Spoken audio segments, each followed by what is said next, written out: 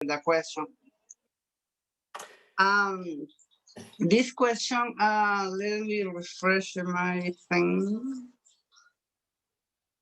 And the answer is given in the book, but still I don't understand how they got the answer, because for me to get the answer is easier when, like I said, when I get numbers. So that way I know if it is if it is negative, it is behind the mirror, if stuff like that. But here doesn't give you they don't give you numbers, so I don't know how they got the answer. So the question reads chapter 17. 17, okay. Let me find this conceptual 17 exercises. So it says, okay, number 11. Yeah, number 11. An object is located 3 times the focal length from a concave spherical mirror. Draw a ray to locate its image. It is the image real or virtual, erect or inverted, magnify or reduce in size. Explain.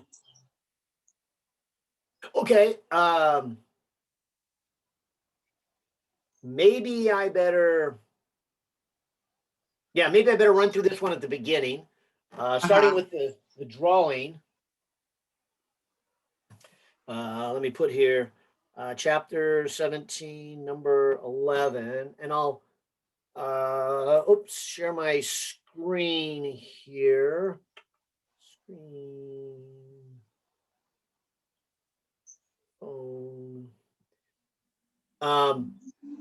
Because the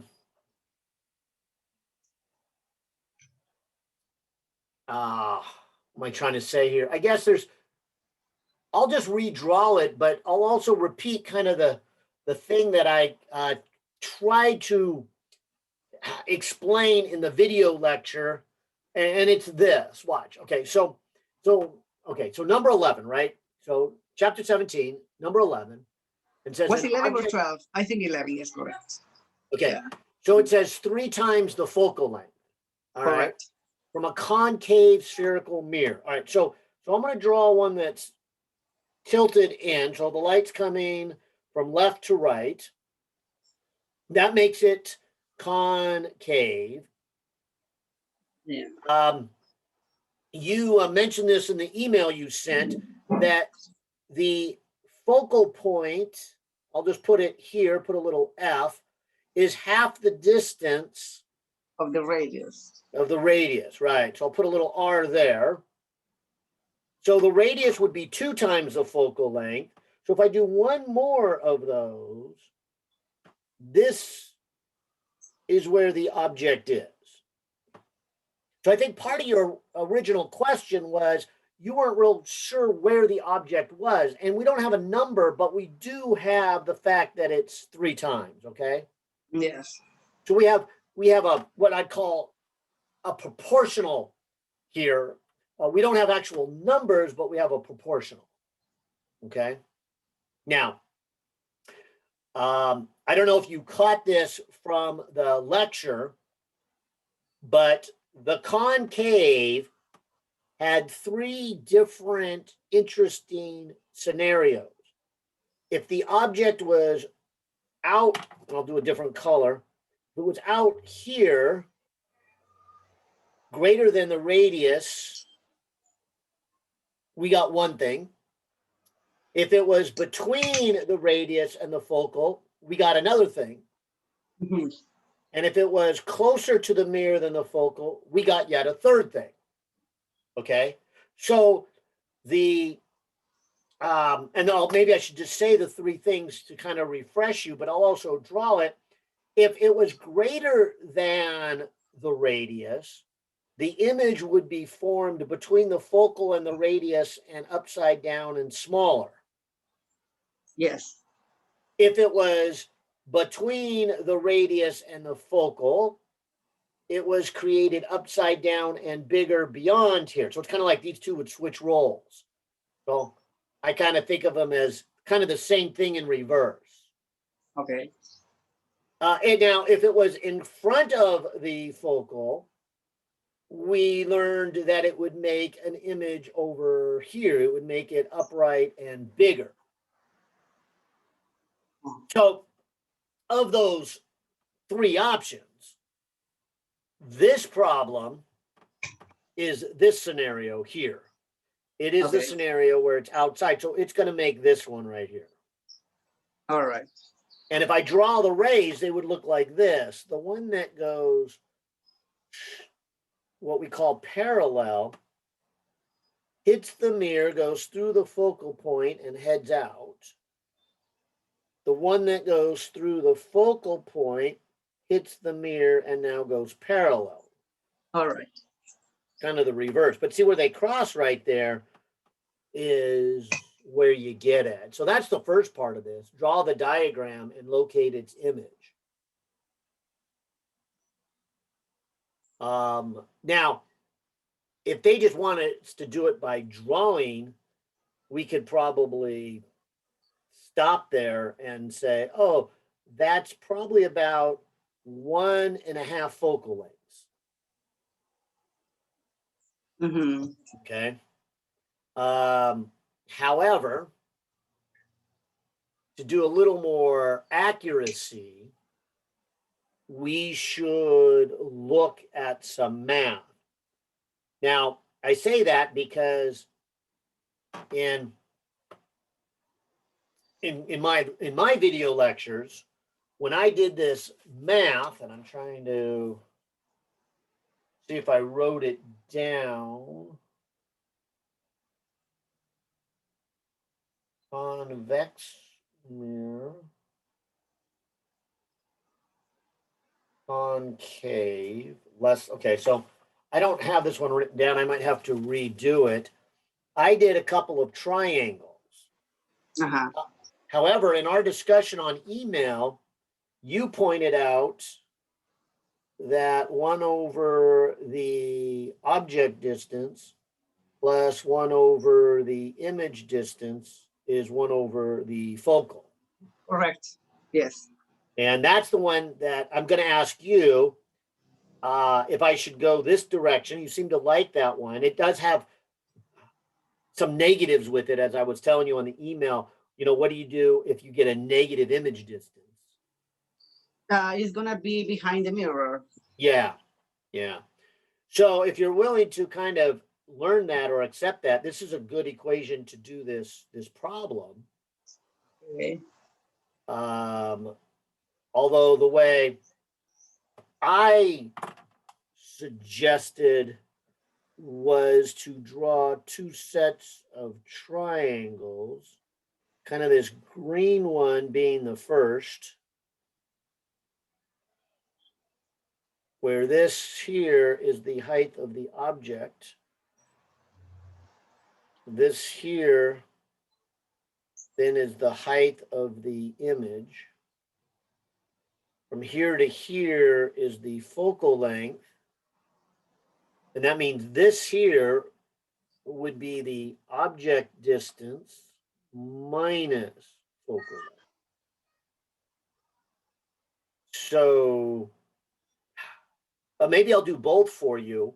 If I look at these 2 green triangles and that they're similar, I would have height of the image is to the height of the object, as focal length is to object distance over focal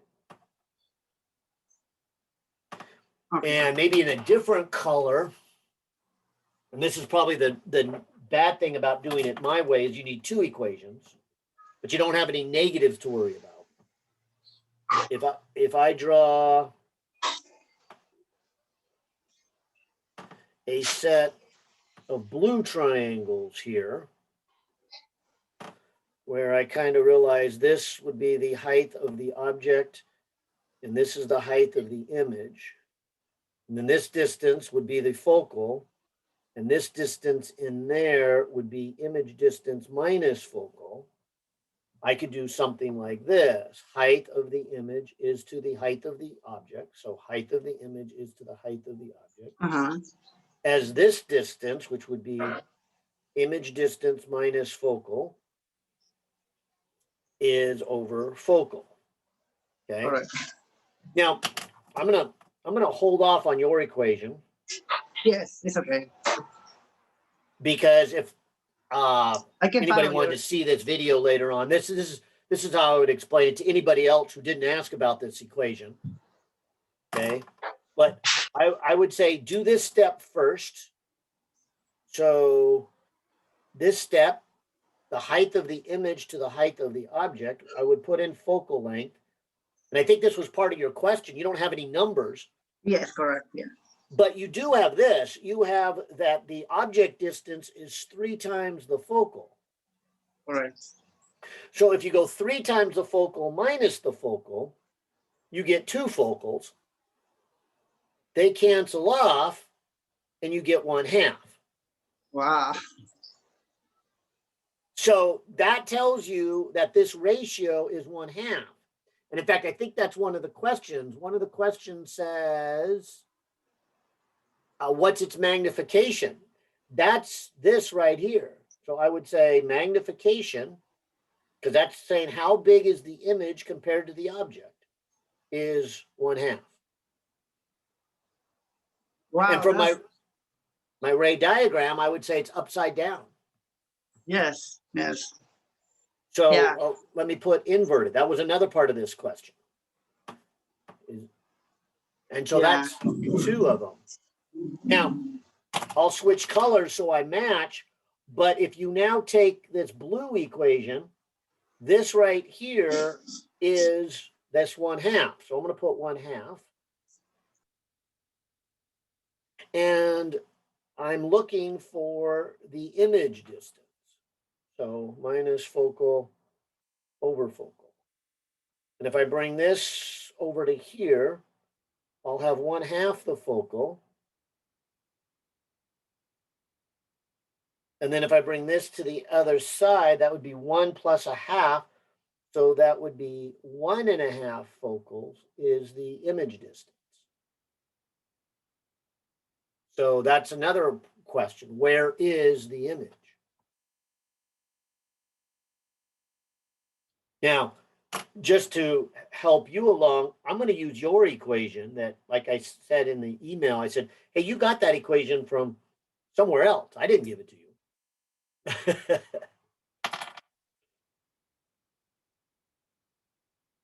Yeah, you're muted. No, I learned that equation in high school. Okay.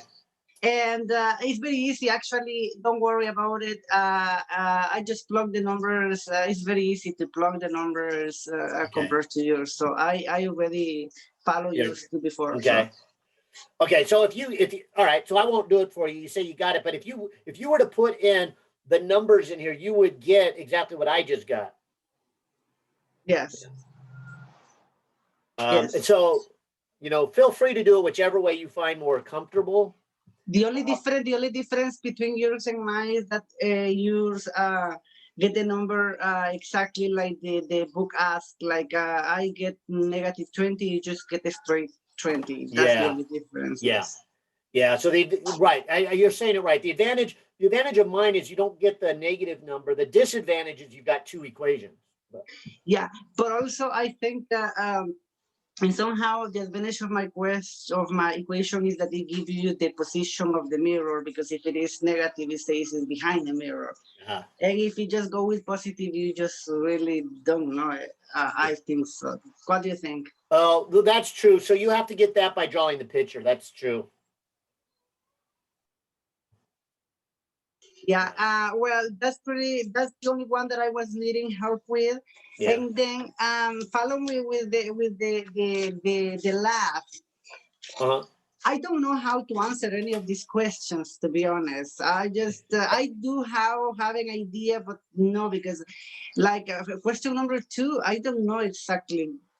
I didn't read that in the book, and you didn't talk about it in the lab either. So okay. Yeah, so question number 4. So before that, you said to draw what we saw.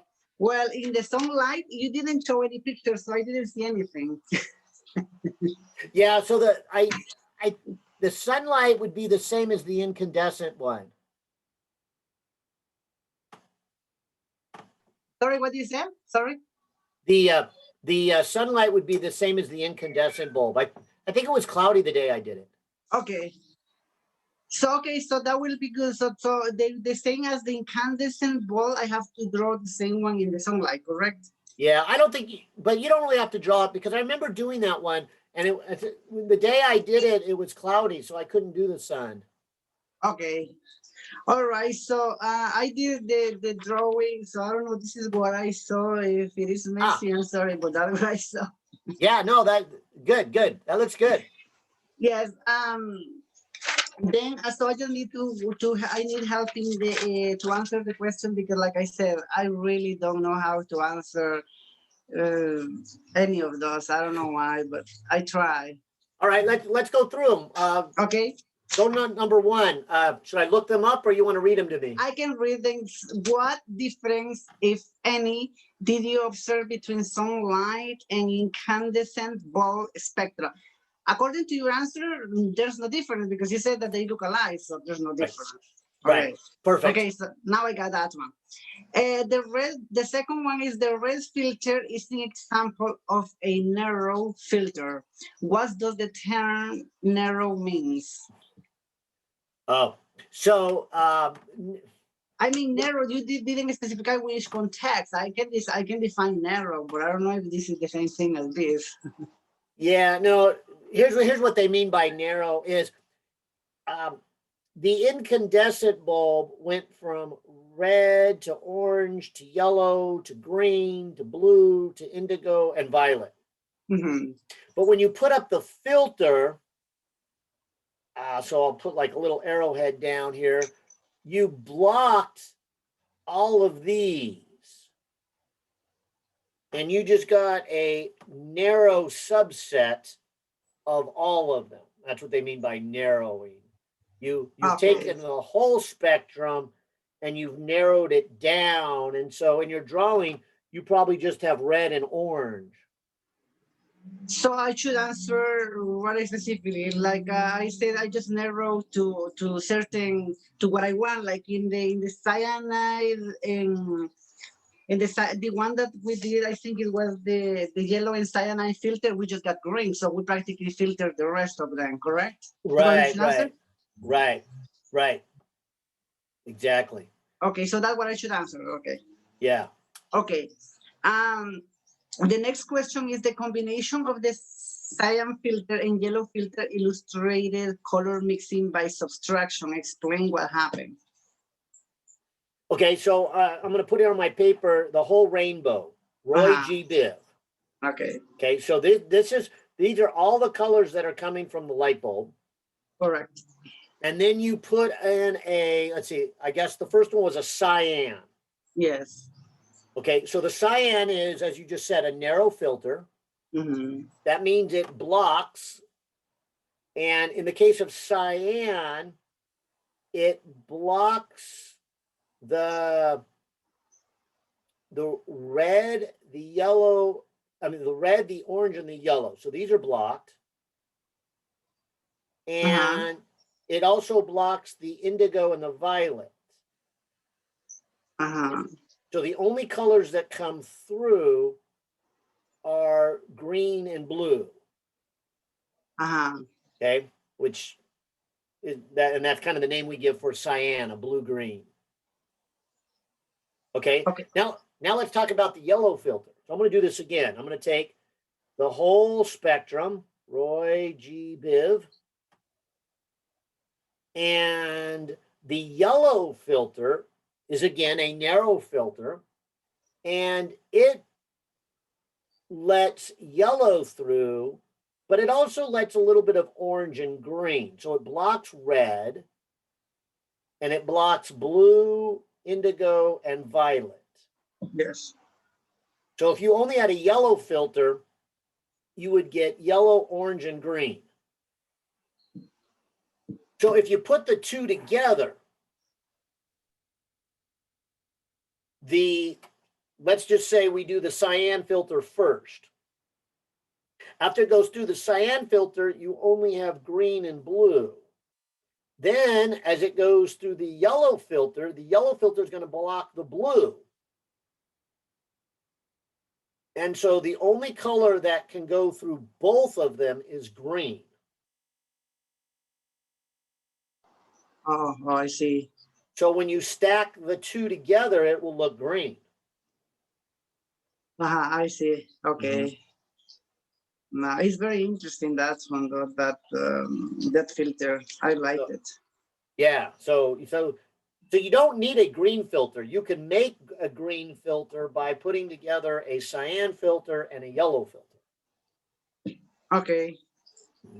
Okay, because the green filter by itself wouldn't do this the same thing, correct? Well, we don't have a green filter. All right. So and that's just it. We don't need one. Okay, perfect. Because we would just, if we wanted a green filter, we would just make our own by putting the cyan and the yellow together. All right. So that's why we didn't waste our money to buy a green one. Okay.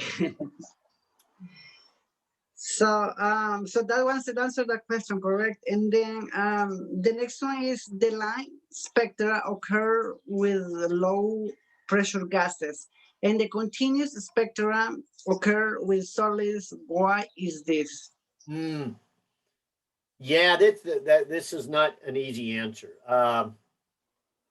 What happens, let me kind of draw the picture of an atom. So maybe this is the nucleus. I'll put a little N for nucleus. And this is the electron.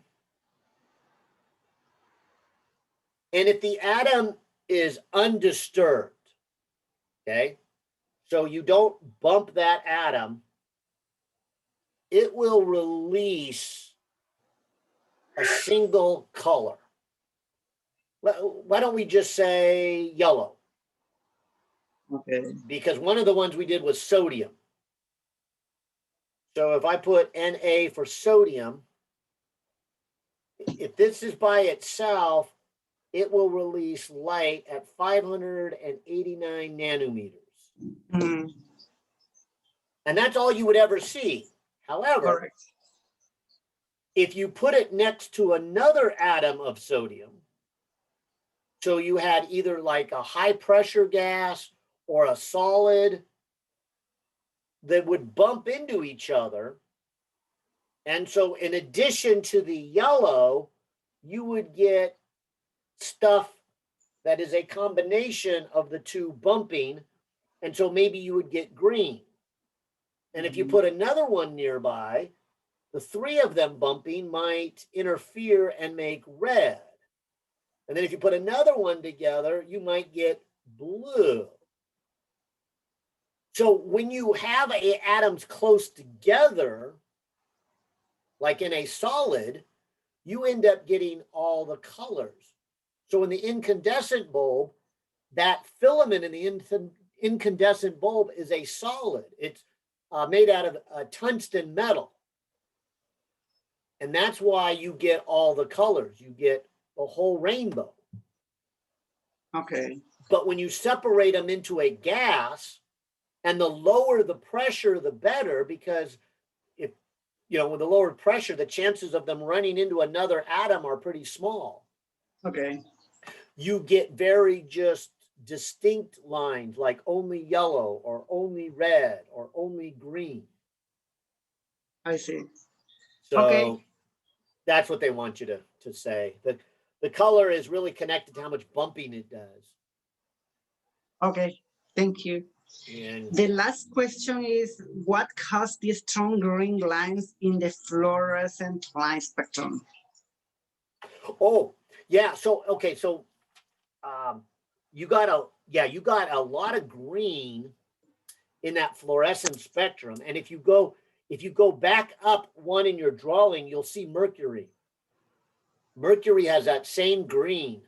Yes. Oh, yes, so, right. Yeah. So what the answer is, they want you to say there's probably mercury in the fluorescent tubes. Okay. Yeah. So that's the answer. And there is that. That's why you should recycle those lights because they got a lot of mercury in them. You know, you shouldn't just throw them in the trash can. Which Mercury's lights? Which lights? Sorry, which lights again? Sorry, the ones that fluorescent. has. Okay. Oh, really? Okay. Yeah, Well, I all don't have any, fluorescent lights. Yeah, should never be put in the trash because they got a lot of mercury in them. I was thinking about that too. That I find very uncomfortable because they don't give us an idea or anything. Like when I recycle oil, I don't have any place to recycle, and I don't want to keep that oil over and over. And I say if I put it in the trash, it's just it becomes messy, and I don't know. I end up in the water, and I don't know exactly what to do with the batteries too. Well, now oil for me, I find the oil pretty easy. Now I live in Ventura, but any store that sells oil has to recycle oil. So if you get your oil, if you get it at Pep Boys or AutoZone or Kragen, yeah, just take it in with you. They'll recycle it. Okay. But I even go to. And what about the batteries? What do you do with the batteries? You just put it in the trash? No, yeah, well, the batteries are a pain. I got to admit. In Ventura, there's a little city-run recycle place. How do I describe it? I don't know if you know Ventura. Yes, I do. It's by the U-Haul. It's right behind the U-Haul in Ventura. Okay. And it's a pain, sadly, because you got to go there, and they're the only people who will take it. Yeah, that's pretty much it. Something else is this class that you're having that the other guys are having is difficult because I mean, Hunter is really good in chemistry and he's always in here in tutoring. Is this class very difficult? Do I find this one difficult? Yeah. Oh yeah, no, physics is really difficult. I really, chemistry is fun. That's why I tutor it though. I know it's fun. Chemistry could be fun. Yeah, don't take me wrong. Sometimes I just find that some things are very useless that you don't know where you're gonna use them. That's the thing. But yeah, but I just see it because you're very good at chemistry, and then you're here all the time. Oh yeah, no, it's because physics really gives me a run for my money. That's for sure. All right, that's gonna be all. See you later because I need to finish my problem set. We have tutoring next week, correct? Professor, for Hunter. This is a question for Hunter. Do we have tutoring next week too? Oh yeah, I'm tutoring next week. Yep. Okay, yeah. okay. So yeah, because I need to finish my problem set. I've been doing this right now. Okay. Bye, everybody. Bye. Thank you, Professor. Have a good one. Bet. Yeah. Bye, Professor. Bye. All right. Hey, that was good. Some 102 stuff. Okay, so let me switch. Well, there might be more 102. I should look here, but switch the problem set. Oh, I should probably go back here to Zoom first. All right. And I think I saw some things come up in the chat. All right. We'll start with you, Daniel. He says, I have a question about is needed for a physics AS degree. Oh, good. Fire away. I hope I can help you. I was just like curious what the I mean, I'm by the time I transfer, I'm gonna get it. I'm just kind of curious when I'll have it. Oh, because I already finished all the general ed, but do you need like some chemistry classes for it? Yeah. I think you need, just running off the top of my head, you need all the physics classes, which, okay, you'll got that. Mm-hmm. But you'll need, I think, both chemistry, 155 and 156. Okay. So it sounds like that's where you're kind of missing. I think you'll need, I was going to say all the math, but it may not require 220. So I don't know where you are in your math. I'm taking 220 over summer. Okay, so you're going to be there for the physics. You'll be there for the math, but it sounds like the chemistry you still got to go. And then I think there is only, and then one more computer science class. I don't know if you've done a computer science class. I've done, yeah, so I'm finishing CS 104 this semester, and then fall semester I'm taking CS 133.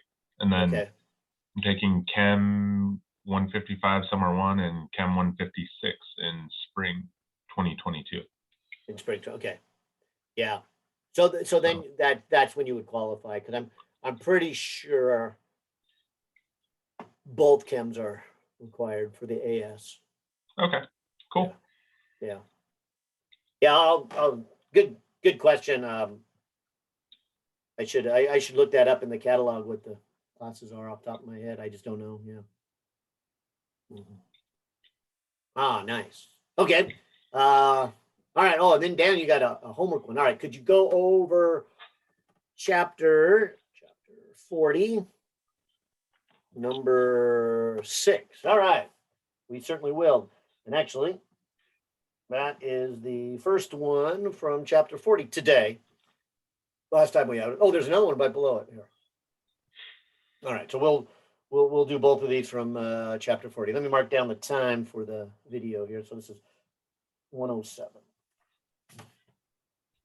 All right, so let me switch back over to Physics 123 homework.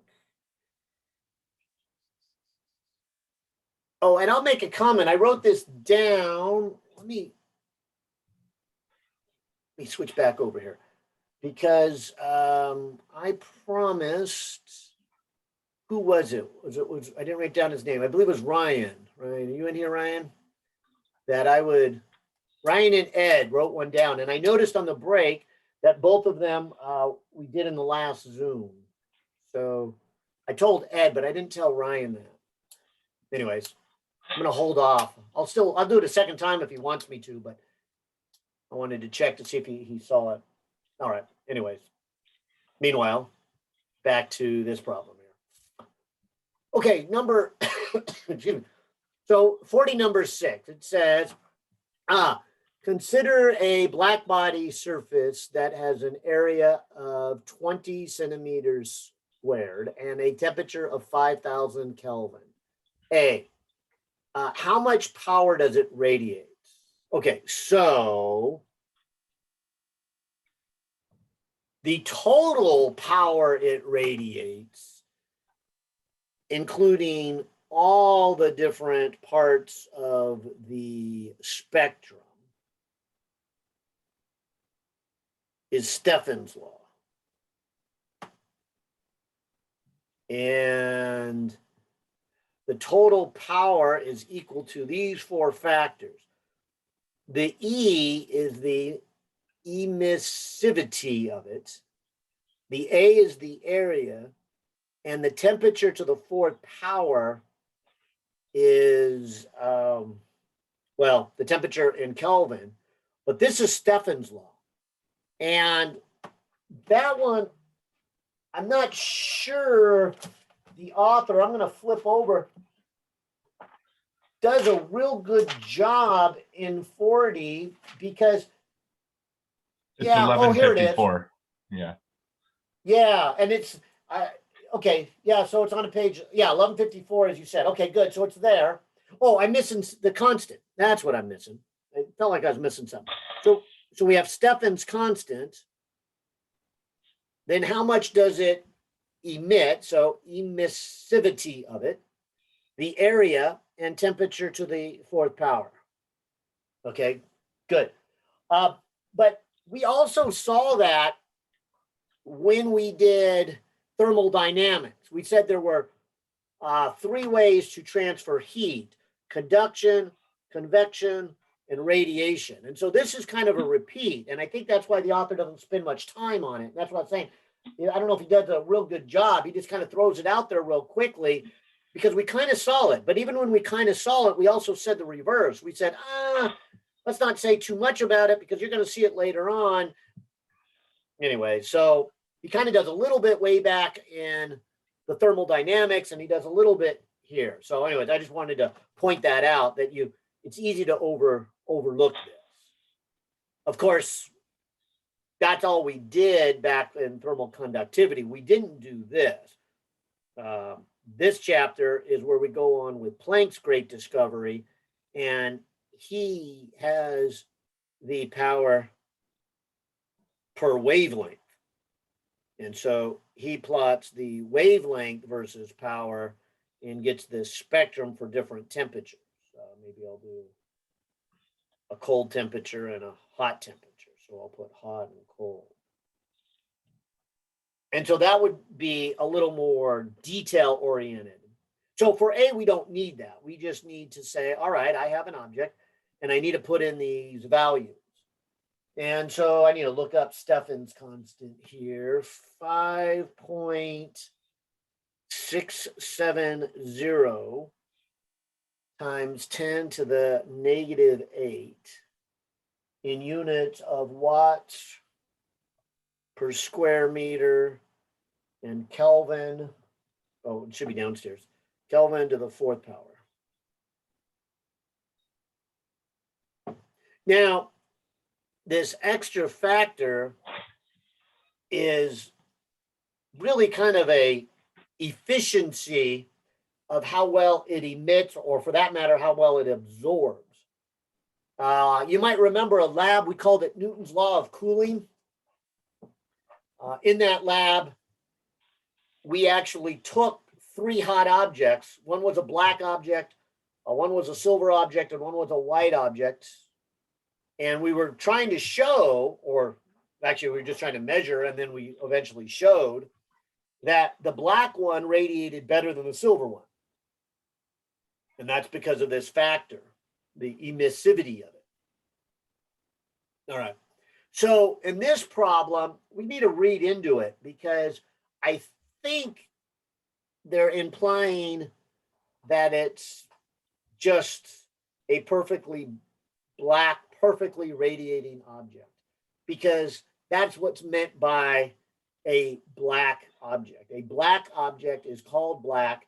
And this, by the way, this is kind of funny because we would call the sun a perfectly black object. Now, it sounds funny because, you know, when you look at the sun, it doesn't look black. It gives off so much light, it hurts your eyes. But what we mean by that is any light hitting the sun would get absorbed. And if the sun wasn't radiating, then the sun would look completely black.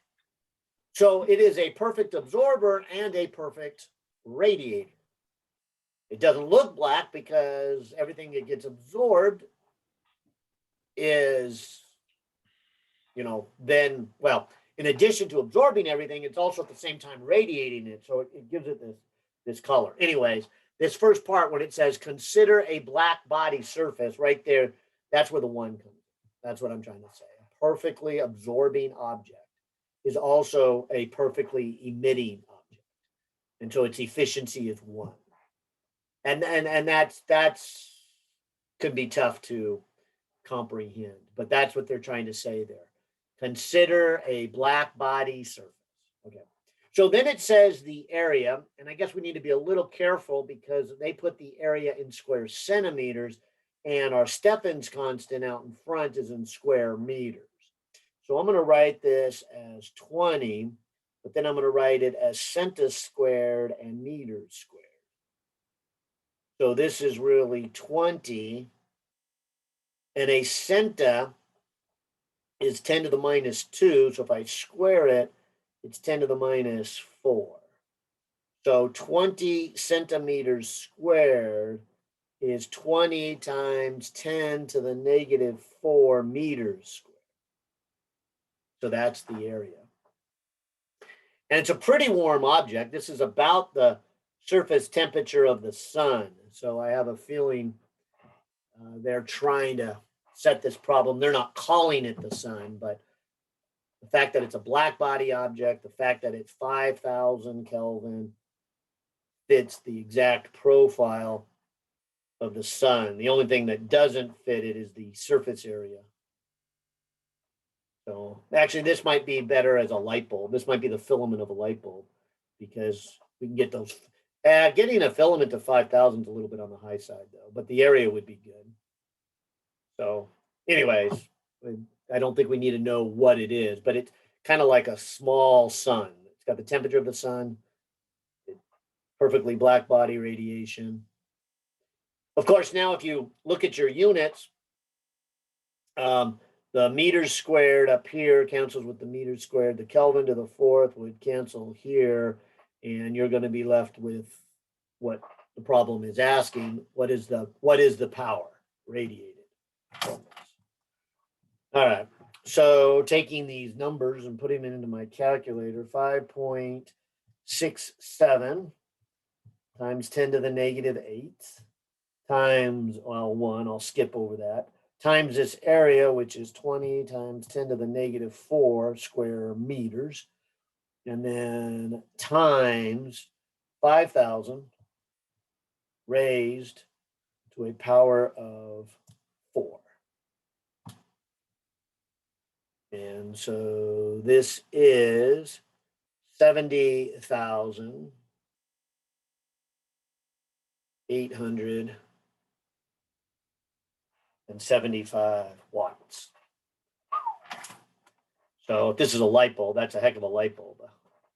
70,000 watt light bulb. So I don't know really exactly what these numbers come from. But anyways, there's A. How much power does it radiate?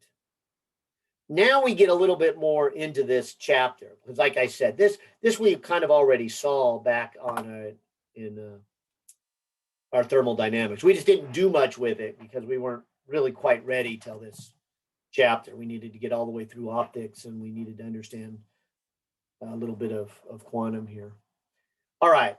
So then B says, at what wavelength does it radiate the most intensely? Well, let me come back up to this picture I was drawing in A. This pattern of the black body radiation peaks at some point.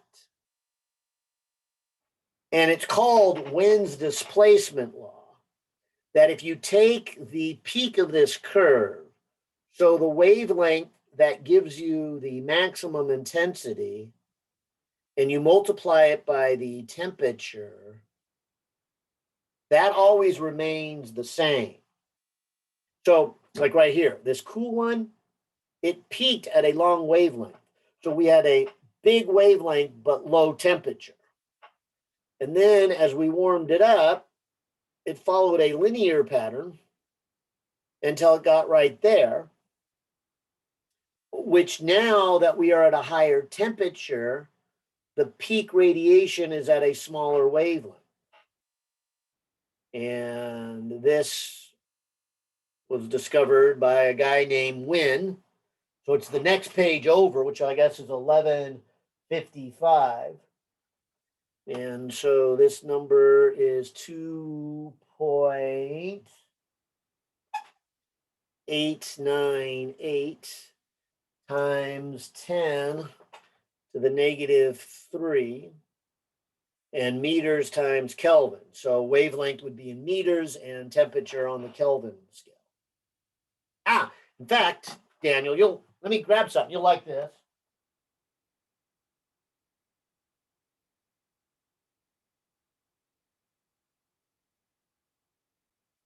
But you probably recognize these thermal guns. I know you automotive people use them a lot. In fact, now in the coronavirus, we're using them a lot. So when you shine the red beam down, the red beam actually does nothing. That's kind of misleads people. That just gives you a way that you know where you're pointing it at. So let me turn off the red light.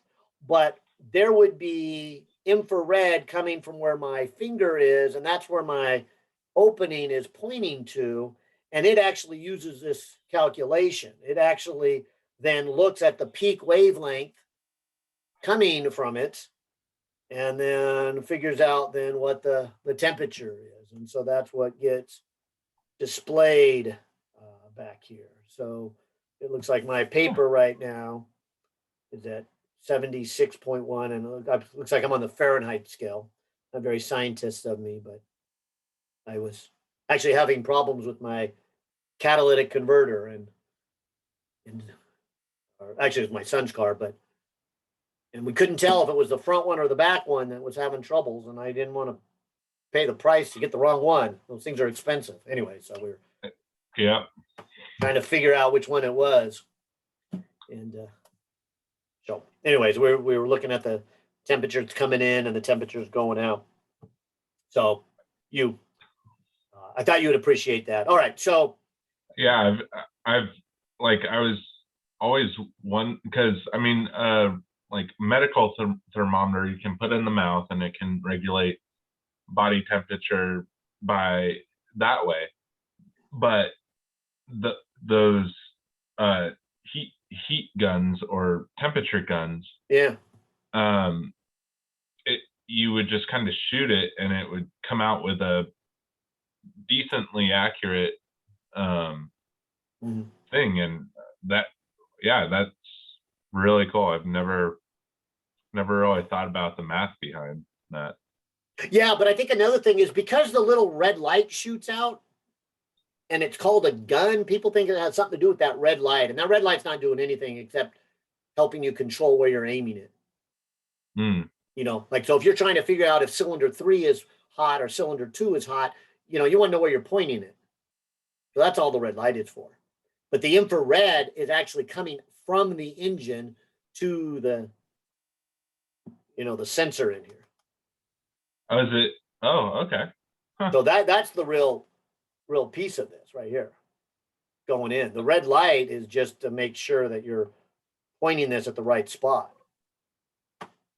So the red light is kind of useless. Well, not useless. It has nothing to do with getting the temperature. It's looking at the infrared that comes from it. Huh.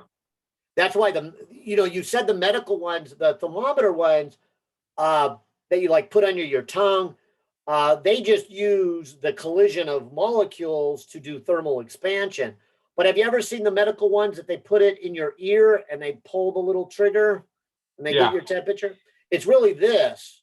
They don't have a red light because once they put it in your ear, they know you're in your ear, and they just pull the trigger, which, you know, tells the computer to read the infrared that's coming from the inside of your ear. Huh.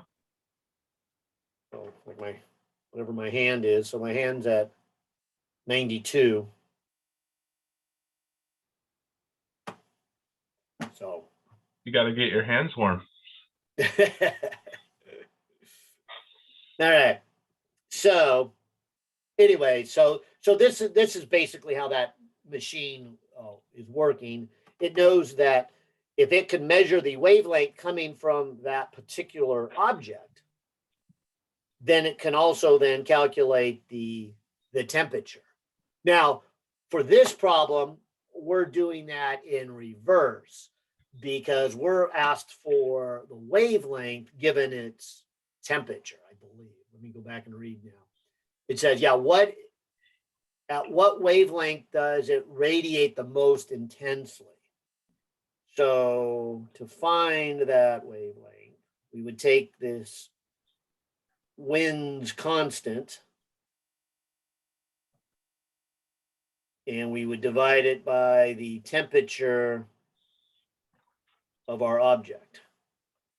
And this is a very warm object. So again, this is like the surface of the sun. And so I should expect this to be kind of in the middle of the visible spectrum because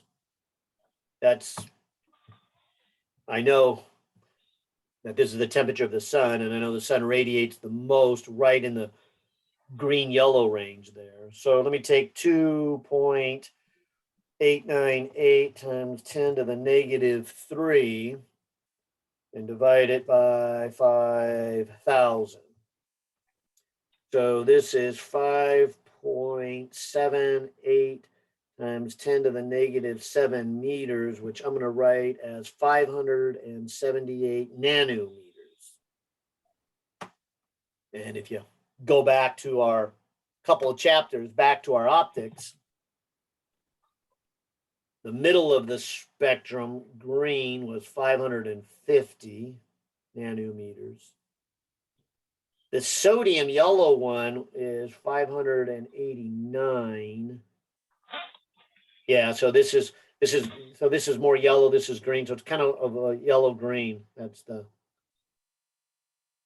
kind of the peak wavelength given off by our sun. So looking at kind of a spectrum up here, this would peak and our sun gives off the most light in kind of the yellow green area.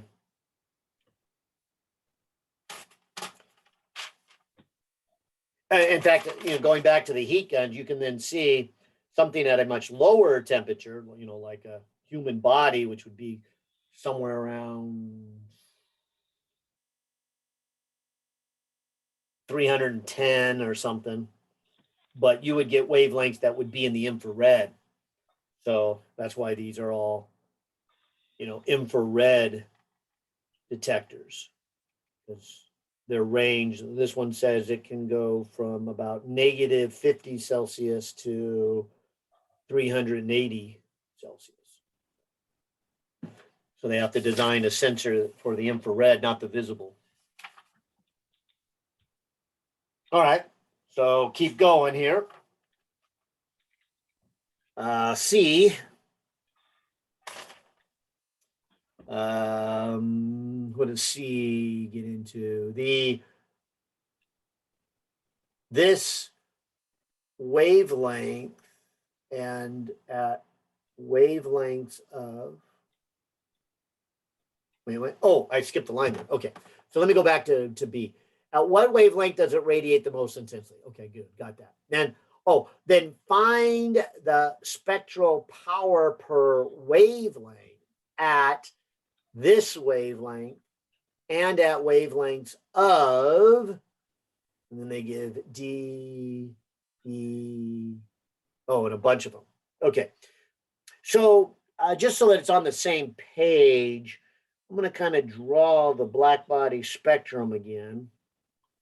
And so it goes up like this, reaches some maximum and kind of tapers off. And so I guess we've just discovered that its maximum power is this 578 nanometers. So all these other ones at smaller wavelengths and ones at bigger wavelengths, would be something less than it. Okay. But that's where we get this equation for what is the intensity as a function of wavelength and temperature. This is Planck's great discovery. He was the first one to figure out mathematically this shape. And the early scientists, this was one of the confusing things about black body radiation. They kept measuring this spectrum, but the way the physics was currently understood, none of their calculations would match what they actually measured. And so that was them saying, hey, there's something we're missing. And they didn't know if it was something small or something big, but it turns out to be something big. Now, this is a crazy looking equation. So let me grab the textbook here. This equation is 2 pi times Planck's constant times the speed of light squared over wavelength to the 5th power e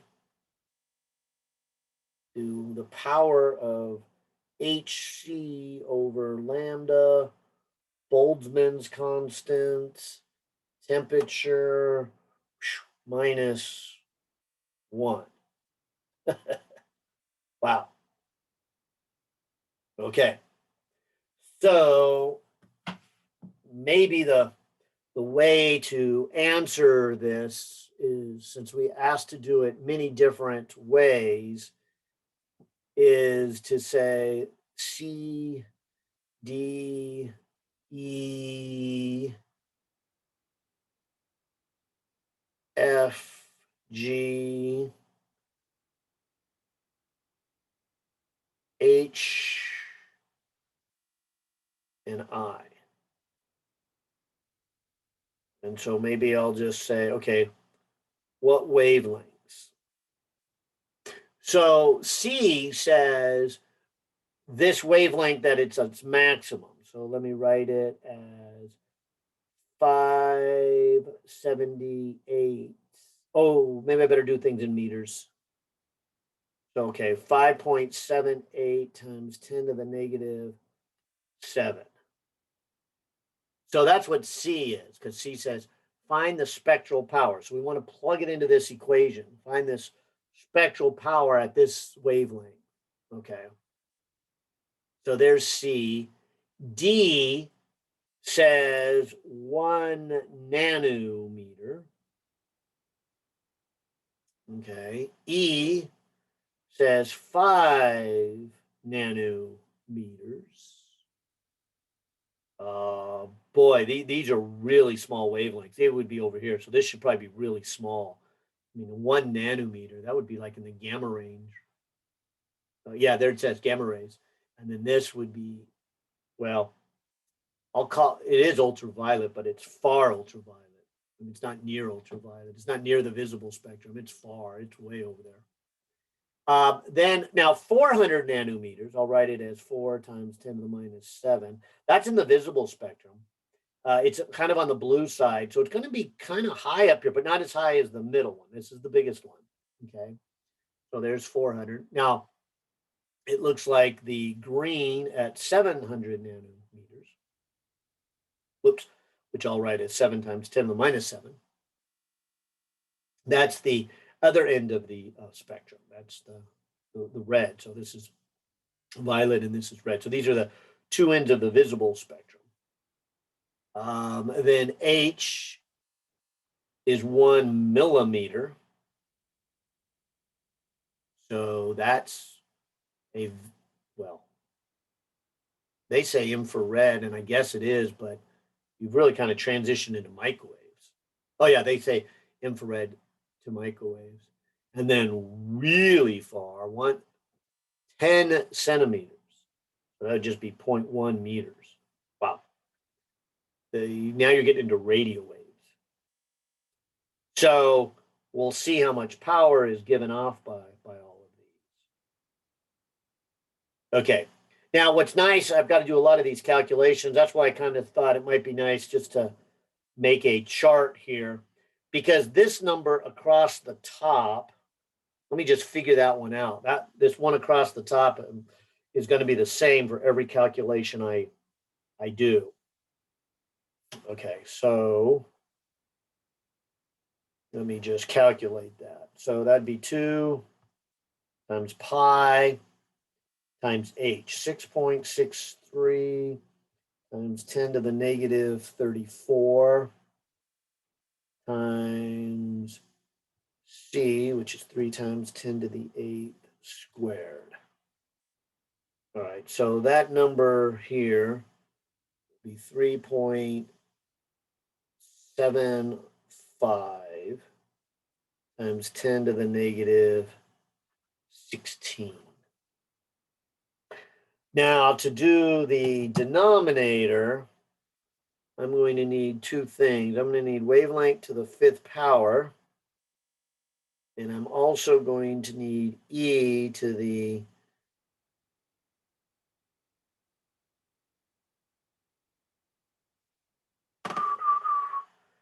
HC over lambda Boltzmann's constant temperature.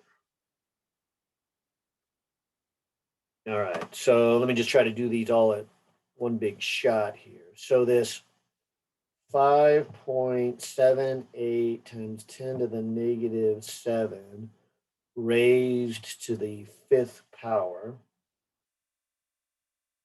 6.45 times 10 to the minus 32. Here, that should be pretty easy. 10 to the minus 9 raised to a power of 5 is 10 to the minus 45. 5 times 10 to the minus 9 raised to a power of 5 is 3.125 times 10 to the minus 42. 4 times 10 to the minus 7 raised to a power of 5 is 1.024 times 10 to the minus 32. 7 times 10 to the negative 7 raised to a power of 5. 1.68 times 10 to the negative 31.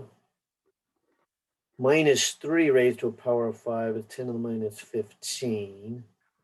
That'd be 10 to the minus 1 raised to a power of 5 is 10 to the minus 5. Okay, so I'll need that factor. This one has different wavelengths. But let's see if I can just get this number HC over KBT. So H is 6.63 times 10 to the negative 34. C is 3 times 10 to the 8th. Divide by Boltzmann's constant. 1.38 times 10 to the negative 23. Haven't seen that for a while with our thermodynamics. And our temperature for this problem is 5,000. So that alone is 2.88 times 10 to the negative 6. So I'm going to take that and divide it by the wavelength. So take that number and divide by the wavelength. 5.78 times 10 to the negative 7. And that would be 4.99. Okay. Let me just go up there and grab that same number and divide it by the wavelength. Would be 1 times 10 to the negative 9. So this would be 2,883.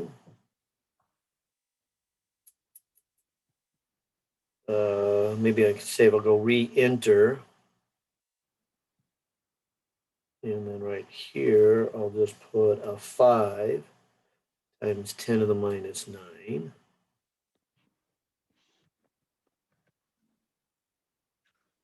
This would be 576.5. Just go re-enter.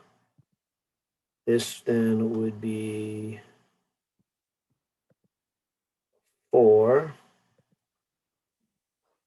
times 10 to the negative 7. Enter. 7.21. Re-enter. So this new wavelength here would be 7 times 10 to the minus 7. 4.12. On a test, would you ask us something with this many calculations? No, this is a bit Or- tedious. Yeah. Yeah, I was gonna say this is like, seems like you're doing a lot of numbers. Yeah, I'll tell you the point though. Yeah, all these calculations is a bit tedious. Here's the point that I hope you kind of see come out of this. Let me do this last one. 1 times 10 to the minus 1 is that you will see that this one here is the most. The visible are pretty strong on both sides, but all these other ones, these in the infrared and these in the ultraviolet are really small. So I guess I'm pointing to this up here, are really small. So you'll see this shape. That's really what this is all about. What this Okay. is all about is giving you a bunch of calculations that you'll kind of understand this shape. Okay. And all right, so now that I've come this far, do I dare finish it? Or you got it, I guess. Yeah, I think I can get the rest. Yeah, that might take still a while to calculate this. Okay, so yeah, thank you for saving me the time. I have to Yeah. tediously calculate those, but most importantly is to get that this realization of this shape. That's what they're trying to say. There is a maximum, and it's pretty high, and so this is going to be the max up here, and then the visible range here. This is going to be pretty big. It won't be quite as high as the max. This will be pretty big, and so something, in this range, and for this case, 5,000 is really where the visible light is. Whereas something at 5,000 like our sun, over here, these extreme UVs, really small. So we don't get much of these from our sun. And then these infrareds, actually these are far infrared, and even radio waves, they're real small too. That was kind of the point of this problem. Okay, so what it's basically doing is, okay, yeah, that makes sense. Yeah, trying to give you just a better understanding of where do they. I think they've got a this picture here. They're trying to say, look, this is going to be that shape. There's going to be a peak to it, and they show 2,000, 3,000, 4,000. So 5,000 would be even higher and close in, and the visible range would be where it's really high for our sun and tapers off, and so we.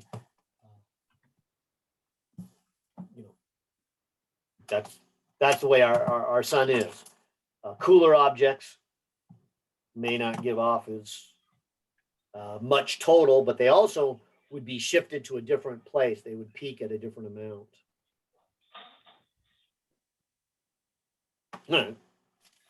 Awesome. Thank you. Good. What number was that? Number 6? All right. Okay, so jumping back over here. All right, let's see. How about, good. Time for, number 31. Okay. Chapter 40, number 31. 143.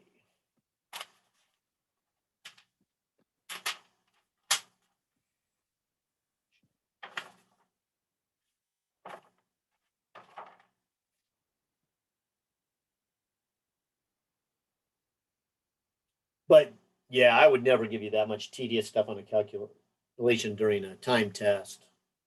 That'd be crazy.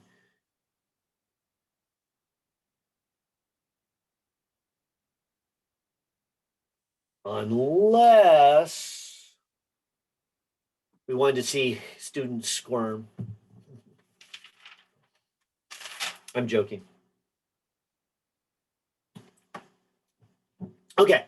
So let me try this one here. I forget who asked it here, but I am trying to find it. Let's see. So I was at number 6. It must be just down here. All right. So number 31 says, find the maximum fractional energy loss for a 0.511 MeV gamma ray. That is Compton scattered from a free electron. And a free proton. Okay, well, this is probably worth reviewing the Compton effect, because there were these mini experiments, but the 3 big ones that kind of led to quantum mechanics were, number 1, this black body radiation that we were just working on. Number 2, the photoelectric effect, which we haven't really worked on one yet here today. And the third one was an experiment done by Compton. And here's what Compton did. Compton took photons. Now, these photons weren't in the visible region. They were way up there in the ultraviolet. Actually, even beyond that, they were X-rays. And was shooting it at free electrons, which is not an easy process to get in itself. So just the experimental technique of doing that is probably a Nobel Prize, let alone what he will soon discover. So eventually get the Nobel Prize. But he noticed something interesting, and that is as the photon bounced off, and that's a good way to phrase it, bounced off, this is more evidence that the photon was acting like a particle. This was more evidence of the duality of nature. Now, by this point, people were starting to really accept the duality of nature. I would say that the Planck's was the birth of quantum mechanics, where he proposed kind of even jokingly. Nobody even thinks that he believed it himself. He just says, well, if you think of them as particles, it actually works, but that's just ridiculous. But it works. So I don't have an answer for you, but if you think of it. And it was then Einstein with the photoelectric effect who took it serious and said, oh yeah, look, if you take Planck's idea serious, you can apply it to the photoelectric effect and explain a lot of amazing phenomena. So by the time Compton comes around, it's starting to get accepted and maybe only understood by those in the advancement of science. So this ricocheting off and sending the electron out here was, not too much of a surprise, but it was this idea that they could be treated as a particle. What was more of a surprise was the fact then that this electron now would have an upward momentum, meaning that this photon not only is a particle of energy, this particle carries with it momentum. That was the big one. And so he went ahead and said, okay, these particles, these quantum, in this case, the X-rays, they not only have an energy of HF, which can also be written as HC over lambda, but they have a momentum that, according to Einstein, would be E over C, which would be then H over lambda. And so that was really the neat thing about this experiment, that they proved conservation of momentum, or that they had momentum based upon conservation of momentum. So Compton does this. He says, if you take the initial momentum before the collision and you set it equal to the final momentum for both the X component and the Y component, you will get, and you can kind of see it here, that if this photon coming in has a wavelength of lambda, then after the ricochet, it must have given some of its momentum to the electron. Therefore, it must have a new momentum that is longer in wavelength than the original photon, because it has to have less momentum. And remember, then the momentum, the wavelength, is in the denominator for the momentum. So he runs through all of this, and he says then that the new wavelength after the ricochet minus the original wavelength, so that's the shift in the wavelength, the delta lambda, would be related to the mass of this photon and a bunch of conservational principles. And I believe he gets, I'm going to kind of look at the Compton, I think it's an HC over M. Let me go to section 3 of your book here. Yeah, H over MC, 1 minus the cosine of the scattering angle. And the scattering angle is this angle which the photon deviates. So the photon would have kept going in this direction, and then it angles off here. So this would be the scattering angle. So he puts his little instruments around a cone here, and he starts collecting them, and he gets them to match this just perfectly. And so, anyway, maybe I didn't need to say that much. Maybe you guys understood the lecture as it was.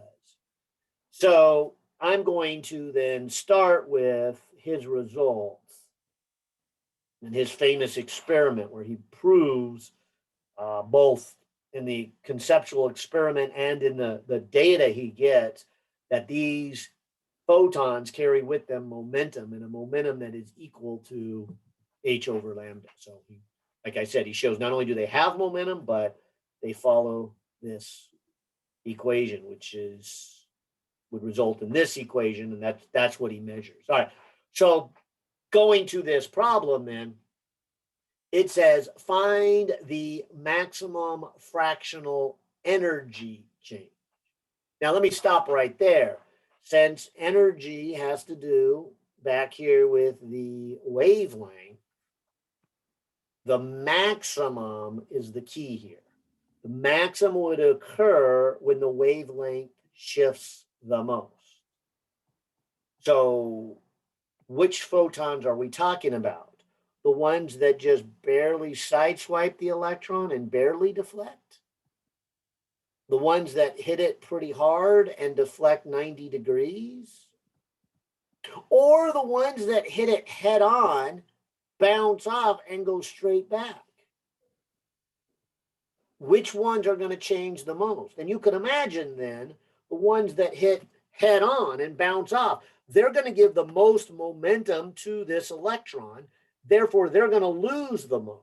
And you can see it in the math that this would be the biggest when theta is 180 degrees, because the cosine of 180 degrees is -1. So you would have 1 minus -1, which makes that a 2. So the biggest change in wavelength we can have is when you have h over mc times 2. I would call that a head-on collision. That's when the photon comes in, hits it head-on, and bounces straight back.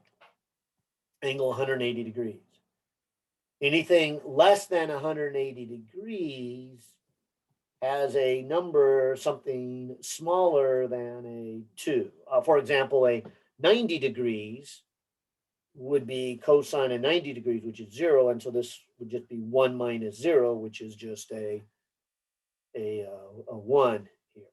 So photons that head this way don't impact momentum. They don't have as much of a change. So that's kind of a key step into solving this problem, is realizing which ones are they talking about here. So maybe I better read it again here. It says find the maximum fractional energy. That was an indirect way of saying find the one that changes the most. All right, so I'm going to use that number here and then answer it for the first part, A, like Compton actually did. He used electrons.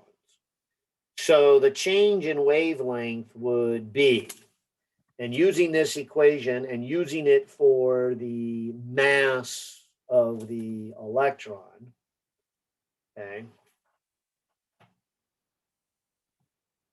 And let's see, which kind of units should I use? Let me maybe stay away from the fancy units. Okay, so I'm just going to put in the 6.63 times 10 to the minus 34 joule seconds, or H. The mass of the electron, 9.11 times 10 to the negative 31 kilograms. C, being 3 times 10 to the 8 meters per second. And then this factor of 2. Now, you might want to spread this out. A joule is a kilogram meter squared over second squared. So a joule times a second would make one of the seconds cancel off. And then down here,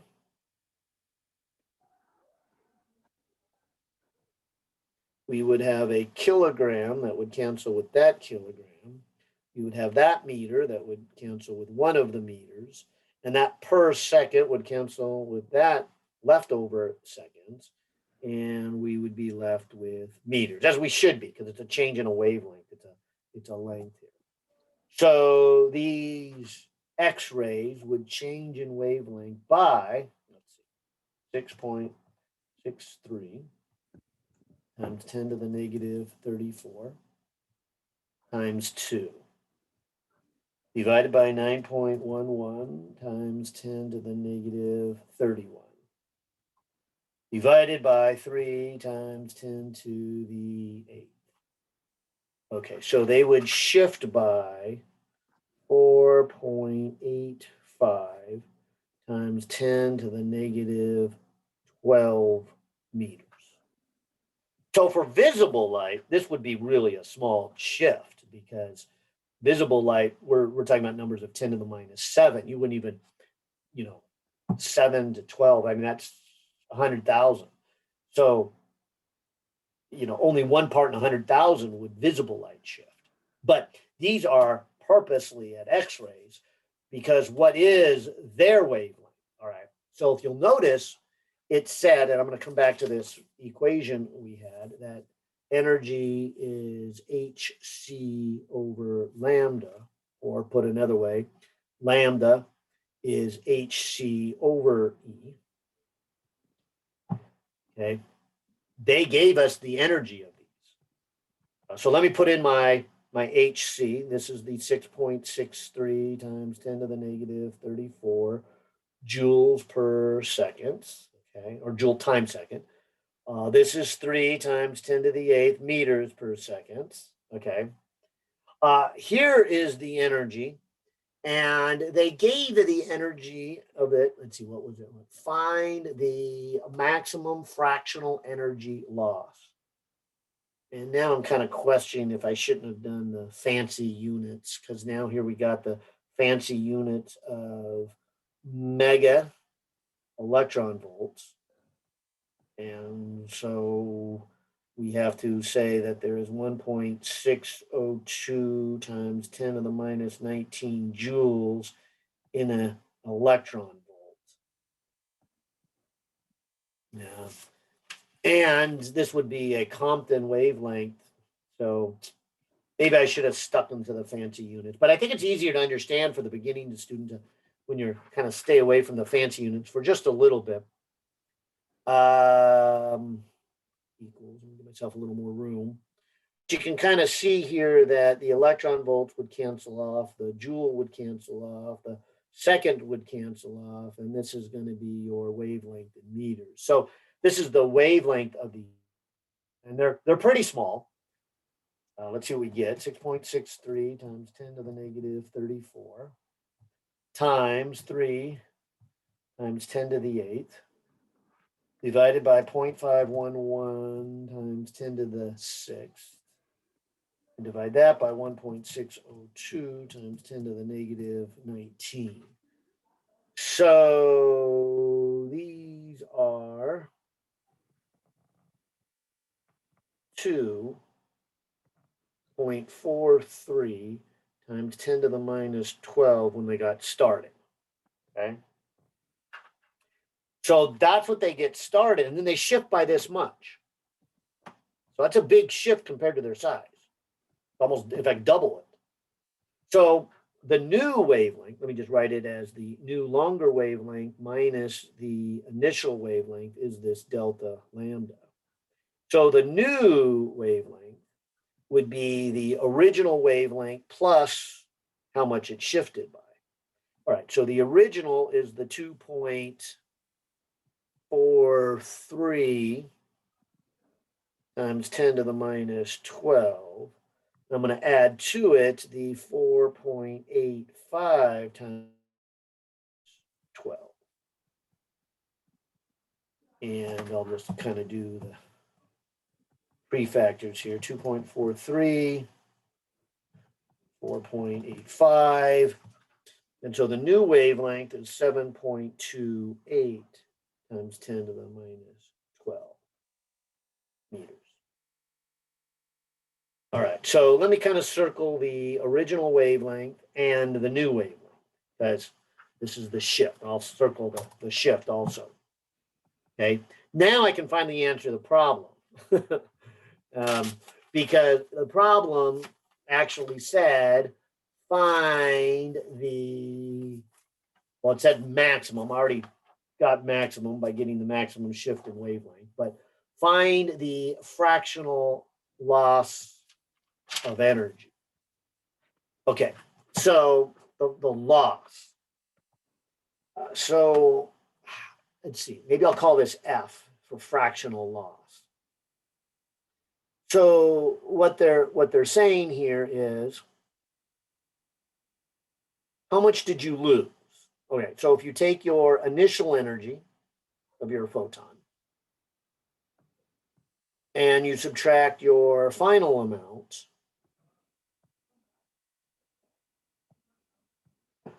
that is how much energy you lost. So coming back to the picture, if I take the energy of the original photon and it bounces off and goes out, the difference between those is how much I lost. Now, if I divide it by its original, that would be the fractional. In fact, that alone may be a question of itself. What are they really asking for? And this is what they're really asking for in the problem, to calculate the fractional loss.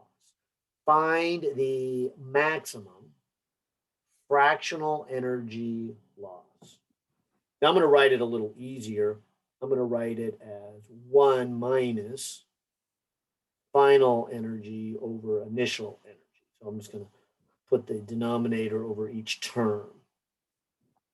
Now, the reason I find that useful here is the final energy is the HC over the final wavelength, and the initial energy is HC over the initial, and the H and the C are going to cancel off.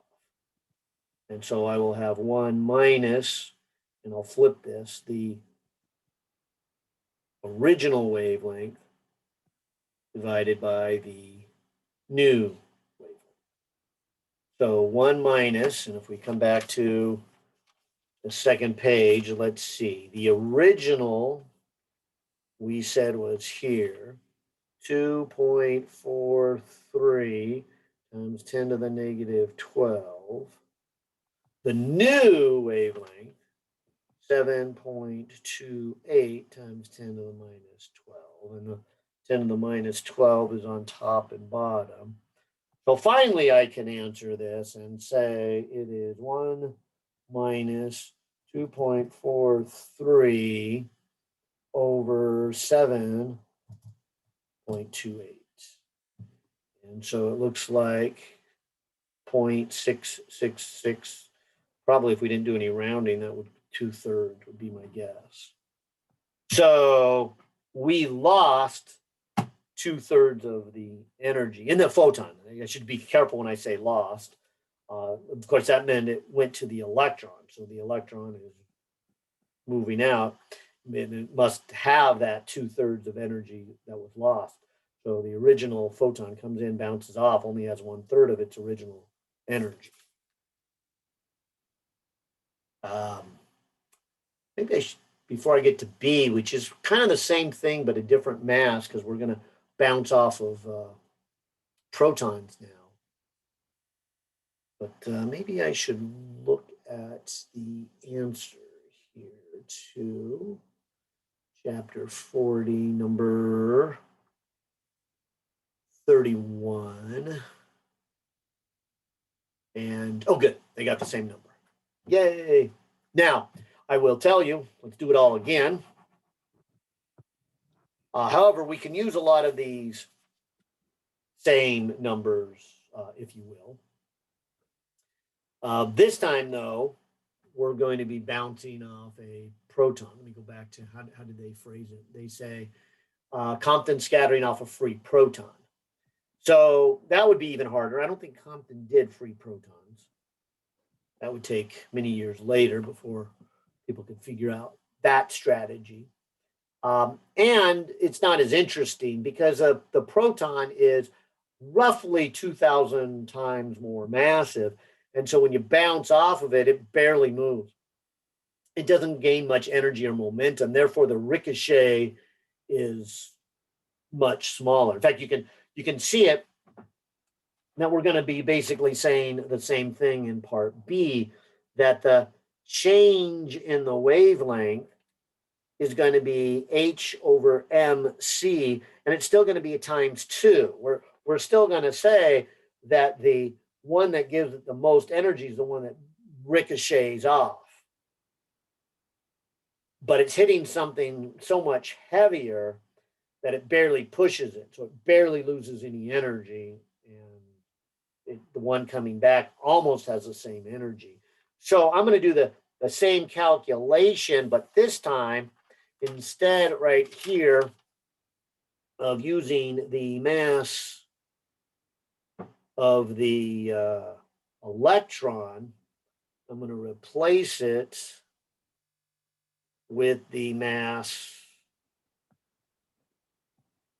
of the proton, which, as I said, is about 2,000 times heavier. I think it's actually 1,836, I want to say.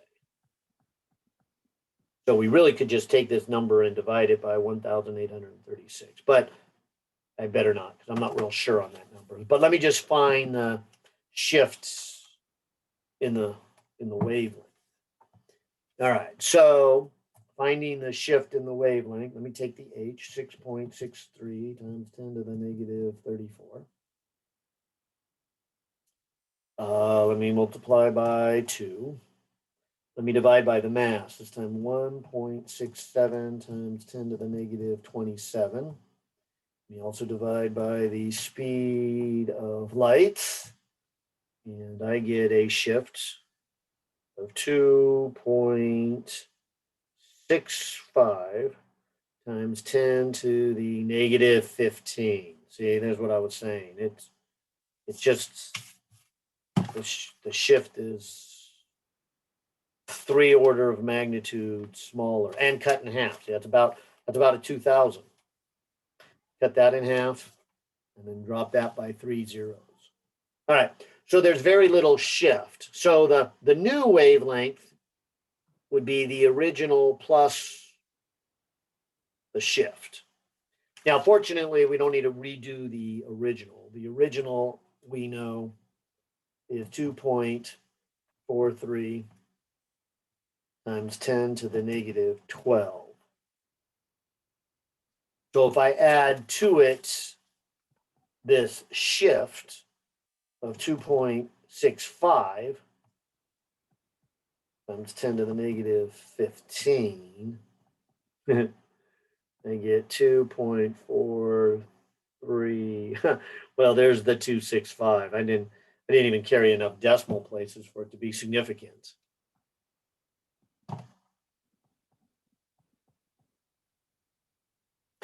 So the change occurs right here after the 4th significance figure. So if we finish this up using this equation that we derived for the fractional loss, you would say F, the fractional loss, 1 minus the scattered wavelength, or the original wavelength over the scattered wavelength.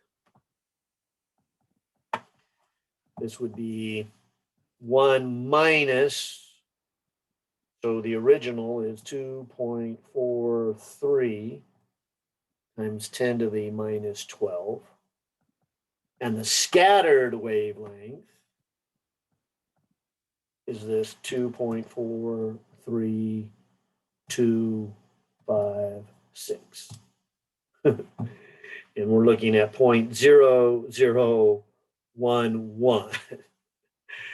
And again, it goes back to what I was trying to say. We're just hitting a big object, and it just doesn't really lose any energy. It doesn't transfer any, just hits it and bounces off and keeps a photon, which would be an X-ray, just keeps going back the other way. Barely lost any energy. And I think that's the number I saw. Let's come back to the answer. Yeah, they have 109 here. So nice. All right. That was a cool one. And thank you. Oh, yeah. You are welcome.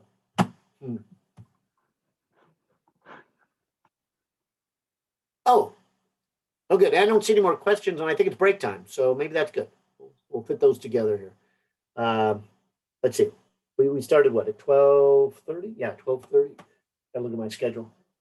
And so off of it lately. Okay, so 2 o'clock. Yeah. All right.